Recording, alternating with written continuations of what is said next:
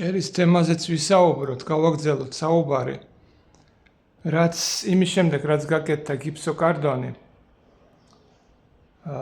შემდეგი ეტაპი ყოველთვის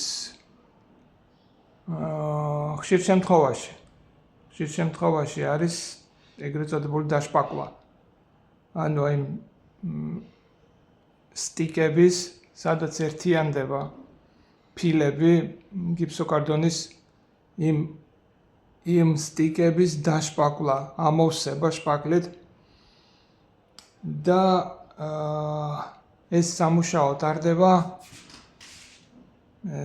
უხეშად რო გავყოთ ორ ეტაპად, ეს არის პირველი პირი და სუფთა პირი, მეორე პირი. პირველი პირი ამ შემთხვევაში ჩვენ გამოვიყენეთ ეს ABS-ი, ესე ქვია ABC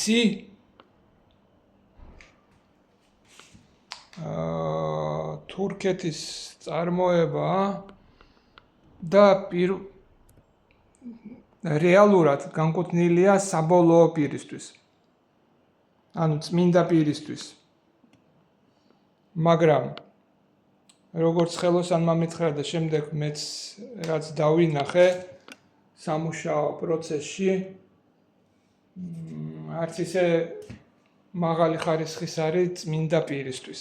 შესაბამისად, როგორც გრუნტი, ანუ როგორც ფუნდამენტი, პირველი პირი არის გამოსაყენებლად მშვენიერი, ანუ პირველ პირზე შეივსება ყველა სტიკი ჭრილი, ამოივსება, მერე უნდა გაშრეს, მაქსიმალურად უნდა გამოშრეს, მაქსიმალურად დავაცადოთ და შემდეგ უკვე წმინდა პირი, ეს ბრენდი არის ლიტოკოლ Masterclass.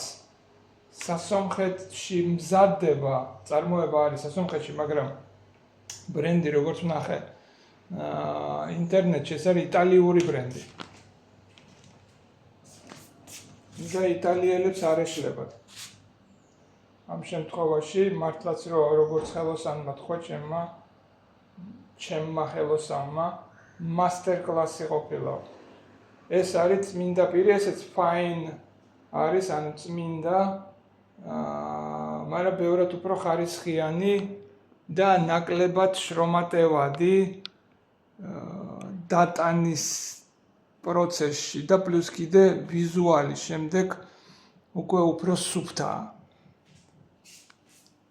მერე მიმდინარეობს ამოვსება ამ წმინდა პირის სრულად. ამ შემთხვევაში ახლა როგორც შეამჩნევთ, თლიანად არ არის დაშპაკლული, სრულად არ არის დაშპაკლული, ანუ მარტო სტიკებია დაშპაკლული და შემდეგ უკვე დამუშავებული წმინდა პირი ზოგ ადგილას არის ფართო, გაშლილად, სადაც დასჭირდა და ზოგზე თხლად არის გადასმული, ანუ ვიწროდ. ეს წერტილები, ეს არის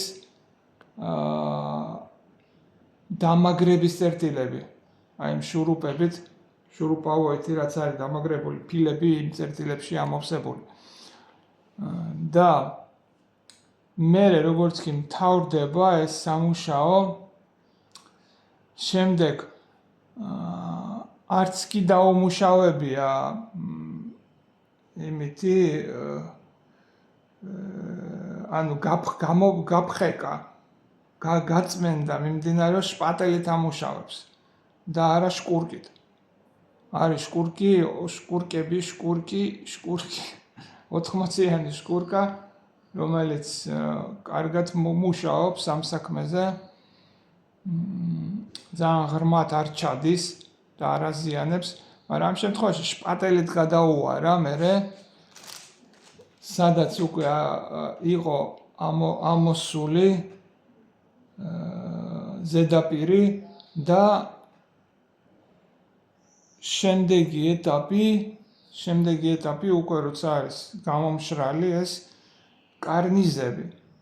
კარნიზების თემაა მოლდინგების ეგრეთ წოდებული და ამ შემთხვევაში ეს არის მოლდინგი, რომელიც გამომდინარე იქიდან, რომ რამოდენიმე ხელოსანმა, ორმა ხელოსანმა მითხრა, რომ ძალიან ძნელი იქნებაო ზედაპირზე დასმაო კედლის, ანუ ერთი ზედაპირი მაქვს აგურის, აქეთ ზედაპირი, თუნდაც აი აქ არის მეტალი და აქეთ არის კაფელი ყველგან.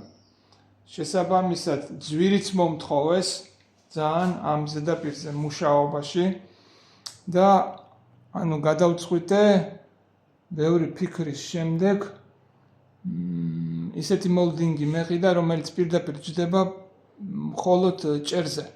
ანუ ორივე მხარე, ორივე გვერდი ეკრობა ჭერზე. აი ეს მოლდინგია, აი ეს კარნიზია. შესაბამისად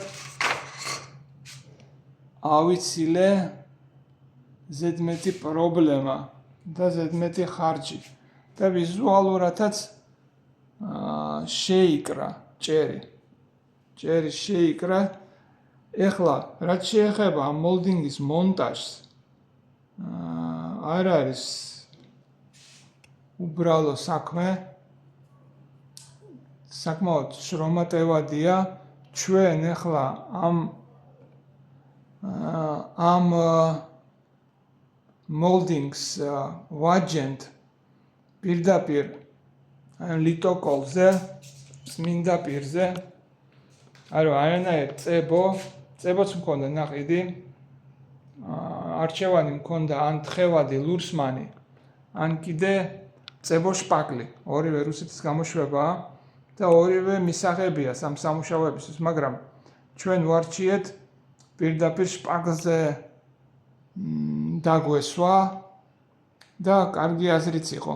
ანუ ნაკლები პრობლემებია, ნაკლები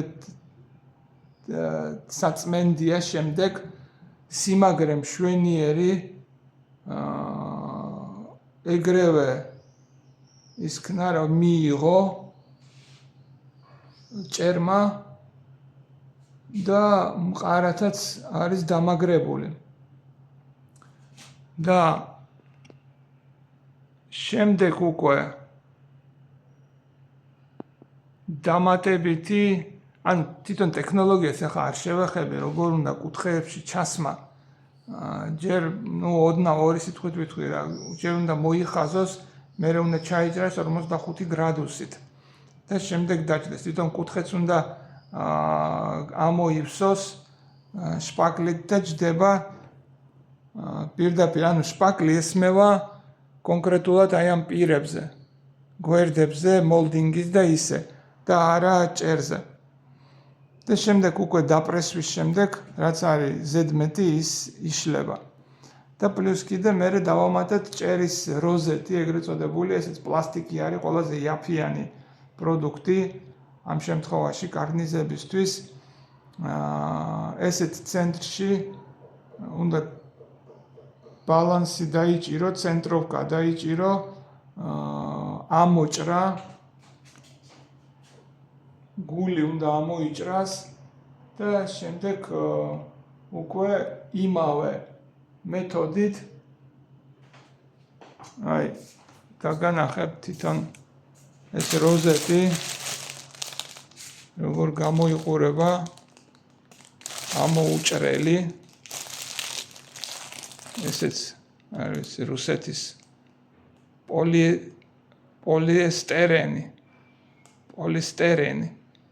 პოლისტერენიდან არის პატალოჩная розетка.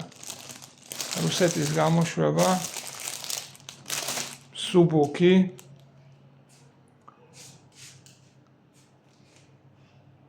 და სადაც ჭაღი კეთდება ამ შემთხვევაში, მაგრამ უმეტეს შემთხვევაში გიფსოკარდონის დროს ჩაშენებული განათებებია. ან ზედ არის რელსებზე დამაგრებული. მაგრამ ჩემ შემთხვევაში აქ ნახან ჭაღები ავირჩიე, ეს როზეტებიც დავამატე, ეს არის უფრო პატარა დიამეტრით. არ ვიცი რამდენია, მაგრამ ესენია 40-იანები. 40-იანები. და შემდეგი ეტაპი ახლა ამის დასრულებაა და მე გადაღებვა. და ამითი დასრულდება ჭერის სამუშაოები.